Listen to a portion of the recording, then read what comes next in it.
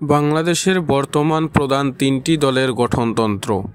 আওয়ামী লীগ, তাজউদ্দিন আহমেদ থেকে বঙ্গবন্ধু শেখ মুজিবুর রহমান পর্যন্ত এখানে গণতন্ত্র ছিল।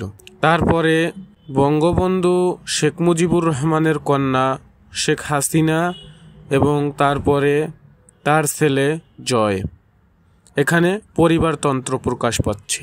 বাংলাদেশ জাতীয়তাবাদী দল বিএনপি, শহীদ প্রেসিডেন্ট জিয়াউর রহমান, বেগম খালেদা জিয়া এবং তার পুত্র তারেক রহমান, এখানে পরিবারতন্ত্র প্রকাশ পাচ্ছে। জামায়াত ইসলামী, সাবেক আমির অধ্যাপক গোলাম আজম, সাবেক আমির শহীদ মাওলানা মতিউর রহমান নিজামী, সাবেক আমির মকবুল আহমদ রহিমাহুল্লাহ এবং বর্তমান আমির ডক্টর শফিকুর রহমান, এখানে গণতন্ত্রর প্রকাশ পাচ্ছে।